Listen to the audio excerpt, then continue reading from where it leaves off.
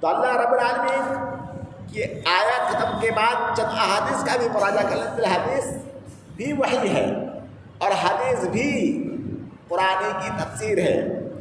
ابو ہریرہ رضی اللہ تعالیٰ عنہ سب سے بڑے صحابی یا حدیث کو یاد کرنے والے تھے، تنہا 5000 حدیثوں کا حافظ تھے۔ کتنے؟ 5000۔ آدھی کی طرح صفہ میں رہتے تھے اور دن و رات حدیث یاد کرتے تھے، درس میں شریک ہوتے تھے اور سنتے تھے اور یاد کرتے تھے۔ رسول اللہ صلی اللہ علیہ وسلم نے فرمایا کہ اللہ رب العالمین کہتا ہے کہ اگر کوئی میرے دوست، میرے ولی، میرے چہیتے، میرے قریبی آدمی سے دشمنی مول لے گا تو سن لو کہ میں اس کے خلاف ہی اعلان جنگ کر دوں گا۔ تو کبھی کسی نمازی، کبھی کسی دیندار، کبھی کسی صالح، کبھی کسی عابد، کبھی کسی زاہد، کبھی کسی اللہ والا سے مت لگنا، ورنہ اگر تمہارے حق میں وہ بددعا کر دے تو تم ہلاک ہو جاؤ گے، دنیا اور آخرت میں برباد ہو جاؤ گے۔ من عادی لی ولیا، جو میرے کسی دوست سے دشمنی کرے گا، فقد آذنتہ بالحرب، تو میں ان کے خلاف اعلان جنگ کر دوں گا۔ تو ہمیں اگر اللہ سے جنگ کرنا ہے، سے جنگ نہیں کر پائیں گے تو ہمیں چاہیے کہ ہم کسی اللہ کے ولی، کسی دوست سے دشمنی نہ کریں، ورنہ ہمارا انجام بہت برا ہوگا۔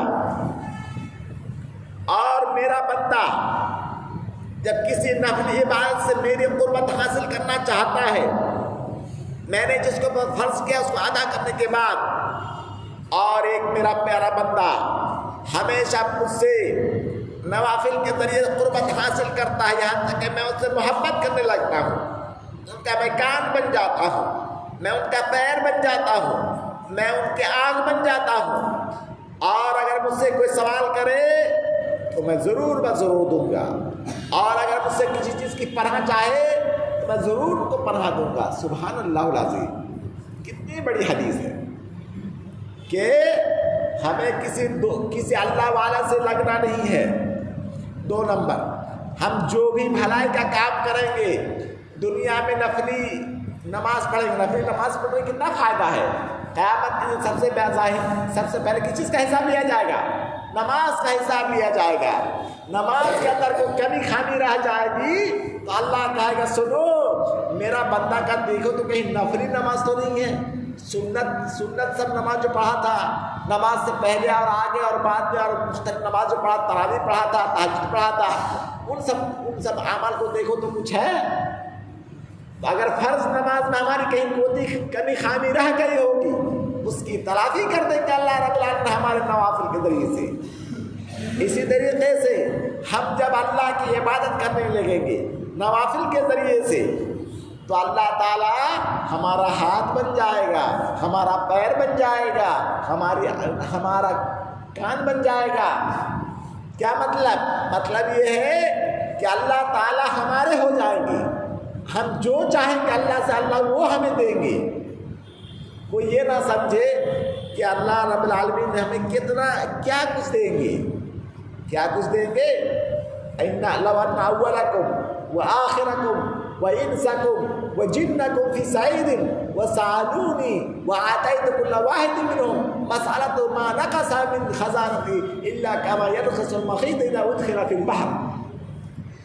اگر دنیا میں تمام اولین اور آخرین، حضرت آدم علیہ السلام سے لے کر محمد صلی اللہ علیہ وسلم تک، اور محمد صلی اللہ علیہ وسلم سے لے کر قیامت تک، پہلے کے لوگ، آنے والے لوگ تمام ایک پلیٹ فارم میں جمع ہو جائیں، تمام جنات جمع ہو جائیں، جو مر چکے ہیں جو آئیں گے تمام لوگ جمع ہو جائیں، اور ہر شخص اپنی آخری چاہت کے مطابق اللہ سے مانگ لے، اور اللہ تعالیٰ سب کو سب کچھ دے دے جو چاہے، تو اللہ کے خزانے سے ایک تنکا کے برابر بھی کوئی کمی خامی نہیں ہوگی۔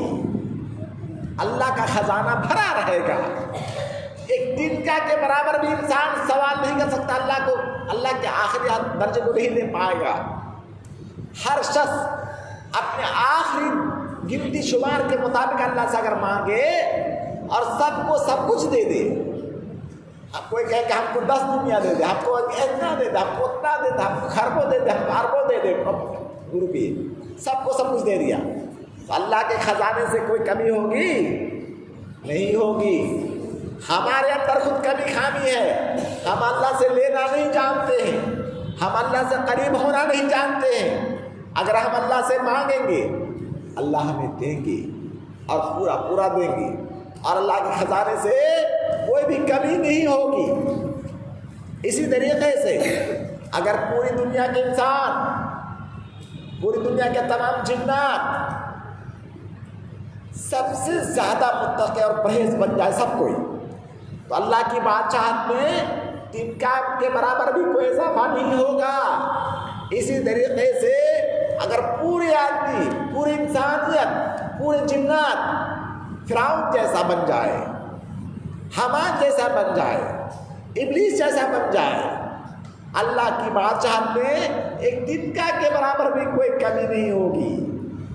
ہم جو عبادت کرتے ہیں کس کے لیے؟ اپنے نفس کے فائدہ کے لیے، تاکہ ہمیں دنیا میں بھی خوشحالی ملے، آخرت میں بھی ہمیں جنت ملے اور جہنم سے نجات مل جائے۔ یہ ہماری خود اپنا فائدہ ہے۔